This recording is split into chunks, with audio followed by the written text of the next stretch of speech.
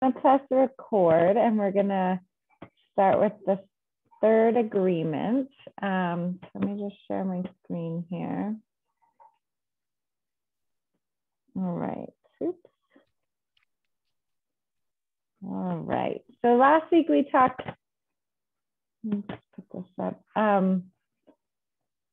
about how to sort of start to practice the second agreement. And one of the things we talked about was just like cultivating awareness around the agreements, kind of those beliefs we already hold as true for ourselves. So that when someone does say something that resonates with one of those beliefs, that it's a lot harder not to take it personally. Try to approach situations with that curiosity, reinforce for ourselves that what others say has nothing to do with us, but is a direct reflection of their own dream. So if someone does say something, it's, you know, it's their perception, it's what's happening inside of them. So any more thoughts or comments about this agreement before we move on? No. Okay. All right. So the next agreement, really, they're pretty correlated, the second agreement and third agreement. The third agreement is don't make assumptions, which oftentimes happen as a result of taking something personally. So the main trouble with making assumptions is that we believe that what the assumptions we've made are true. We make assumptions oftentimes about what others are doing or thinking, and we assume others think the way we think or feel the way we feel, or judge the way we judge, right? So a good example of this is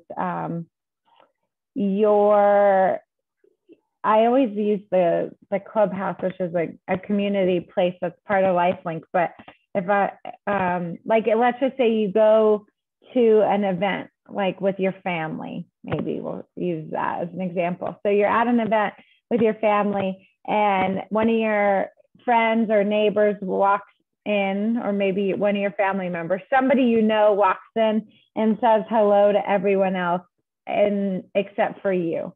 Like, what is that? What initially happens in your brain? What's your first thought?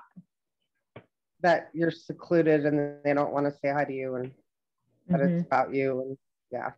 Absolutely. Yeah. So you right away go to that, like, take it personally. Oh, it must be about me. They don't want to talk to me. And next thing, it's like we usually draw some sort of assumption. Like a lot of what comes up, or the examples he gives in the book is like, then it's because I didn't do this, whatever, last time I saw that person, or maybe it's because I said this, or maybe we start to kind of guess, why is this happening, right? We start to make assumptions based on our own thoughts. And then we believe those thoughts. This happens a lot, I think, in relationships, or even with things about ourselves. Like we might drop the ball on something and right away we start to like assume, oh, people must think I'm a big old flake, or right, we start to create these stories in our heads about something, and we believe that they're true. We don't question them.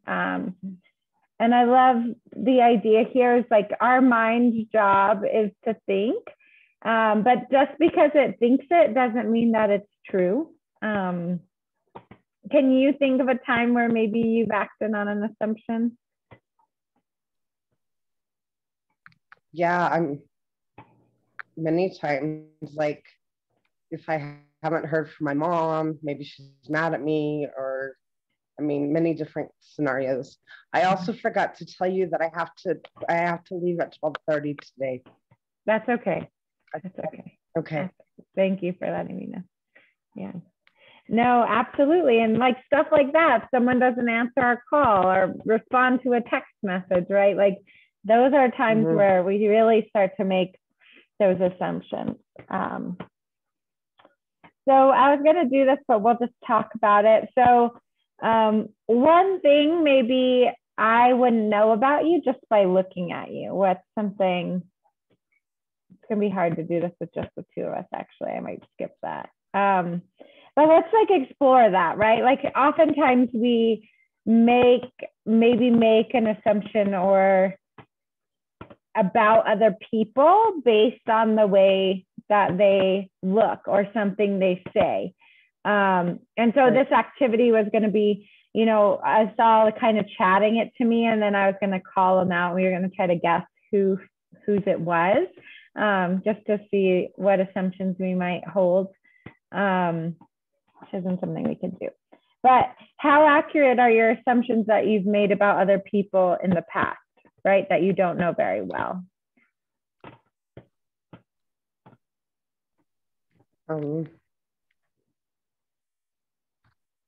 I guess some of them have been not very accurate. Mm-hmm. Yeah, and a lot of times that's the case, right? Especially when we don't know someone very well, we might think, I tend to think like, oh, that person has it all together. That person, like if I might have that perception about someone, and then something happens and reminds me that they are just human, just like the rest of us. Right. And I'm like, oh, right. Yeah, that was an assumption I made about that person. So what are some of the dangers in making assumptions, do you think?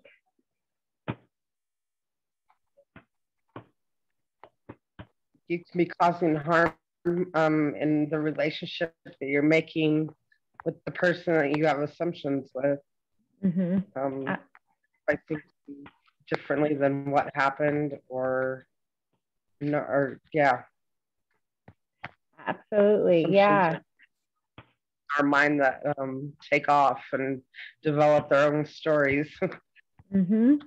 Absolutely, yeah. And those stories, we believe them to be true, and then we react and respond from that place as if they really are true, and on a physical level, they feel really true because we've spent time spinning them in our head and jumping to them. And so, yeah, it definitely can cause damage to relationships.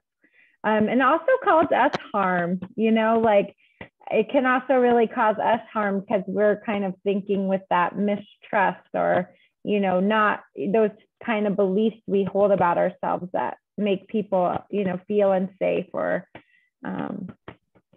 so it causes harm to ourselves and to relationships. Yeah, and I think for me, a lot of times I think that people make assumptions of me. Mm-hmm. And that's probably not good either.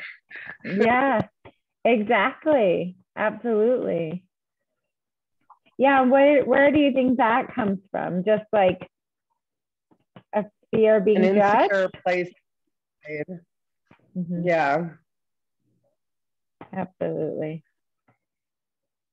Yeah, and that's one thing I think with the 4 agreements, like they're hard to implement, they're hard to practice because it does make us like have to really get to know ourselves, right? Like we have to sort of be confident in ourselves to practice like not taking things personally, or at least recognize our own limitations. Like, okay, this is a huge insecurity for me.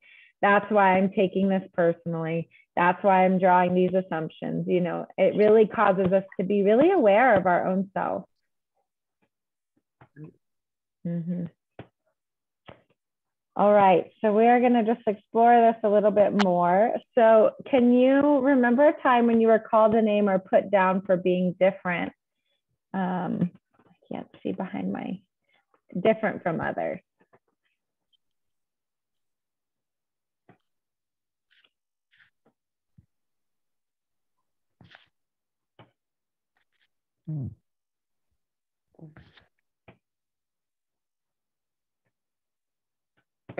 Okay. Do you have an idea of a time? Yeah, but it would be based around like when I was using. Okay. But still, they had beliefs in there that didn't mean that just because I was using, I was out stealing or doing anything else that they were making assumptions I was doing. Okay. Okay. And it didn't.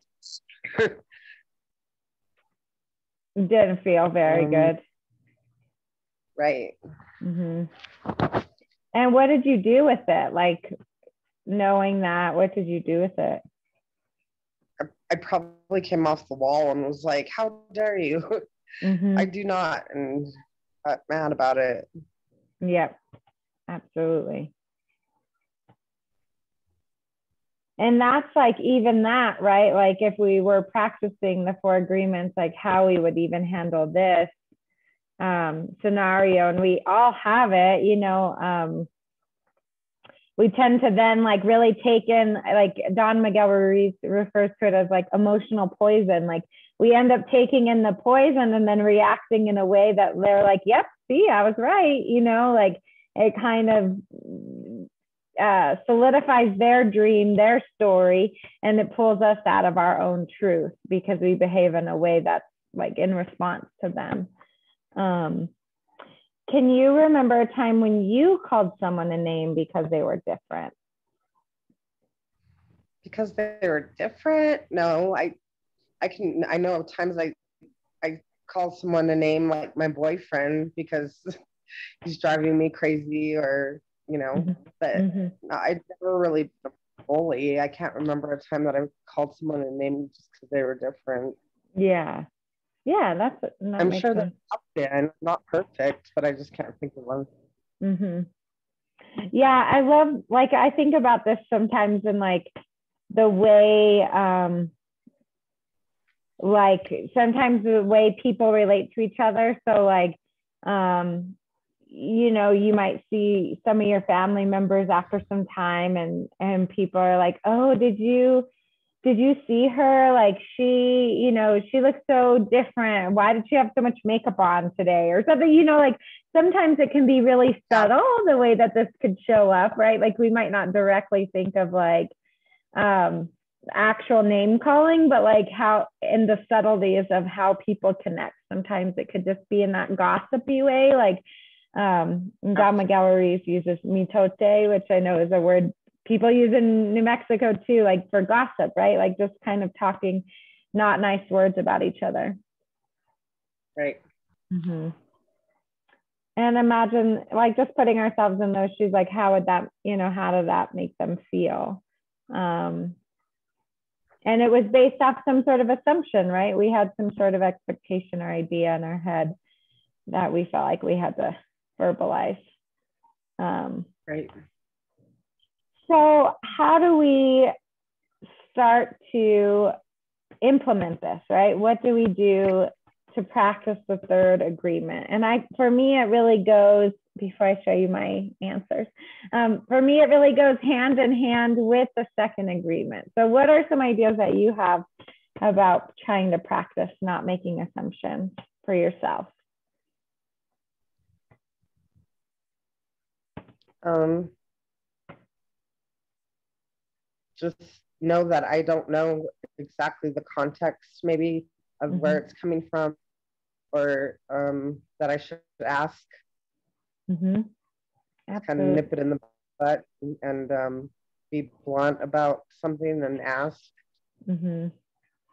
Absolutely. Yeah. So asking questions, I think, is a huge factor in not making assumptions. He talks a lot about in the book, like that we have to be brave to admit, like sometimes admitting that we don't know, it feels really vulnerable for us. So like someone says something, we don't fully understand it, and then we just like nod our head like, yeah, I totally get it, because we're afraid to say like, no, I don't understand. Can you explain a little more? So he really says like, be brave, ask questions, just like you just said. And also that knowing, like you described, of like, we don't know everything, and reminding ourselves of like, maybe we're compassionate, empathetic, intuitive people, but that doesn't mean we know the reasons people do things. And so if we have a suspicion, like if we think our, like if I don't hear from my mom and I think she's upset with me, instead of just like spinning a story about it, is really to reach out when she does call and say, hey, I noticed you didn't call me back as quickly as you normally do. Were you upset with me? With something going on, right? Like to really show up in a way that's vulnerable and authentic and asking those questions, which can be really Right. difficult to do, but that's really how we start to practice these agreements. And then another one is really finding your own voice, asking for what you want or need. So, you know, this is the classic mind reading. I like this example of people in a relationship, right? A lot of times they're like, oh, and then he didn't even do the dishes when he got home, or whatever it is, some little thing. And we like expect our partner or our friends to know what it is that we want or need around a friendship or in a relationship. And really, it's for us to say, like, we can't assume that they know, you know, that putting the dishes away is important to us. We might need to ask for that. You know, that's a pretty small example, but just finding our courage to ask for what we want or what we need. Yeah, I actually had a situation like that. My boyfriend really loves to cook, but I'm always the one to clean up after him. And so I finally said one day, hey, do you think that you could like throw some stuff away as you cook? Or, you know, I'm not make it so hard for me to clean up all the time. Because I mean, he, you know, the cook shouldn't have to clean, but the cleaner shouldn't have to like live with stuff tossed everywhere. And it took me a while to be able to ask him if he could please be cleaner. Absolutely. And he has been. So, yeah. And what a good reinforcement, right? Like, you did it, you went out on a limb, you asked, and then now like he's helping, you know, with it. So it's like that reinforcement too. When we do these things, oftentimes it does leave us feeling better than we did before, even though it's really uncomfortable to do. Right. Awesome. So any other thoughts on this? No, I mean, it does go hand in hand with the second one. Yeah, it's really hard for me personally to like separate them out. I feel like it's like normally something happens, I take it personally, and then I make the assumptions. Right. Yep. They go hand in hand. Yeah. And so he says, like, how this ties back around. I know you were here for the first agreement, that the first agreement is the foundation of all of this. So when we ask questions and we're brave and we ask for what we want or need, or when we ask for clarification or approach things that we might take as personal with curiosity, that's us practicing being impeccable with our word. That when we can show up in an authentic way in those scenarios, then we're practicing the first agreement. Like, these build on that. You know, you can't be practicing impeccability with your word when you're making assumptions about what someone else said. Absolutely. No. All right. And I got to get going. Okay. Thank you. Thank you for coming.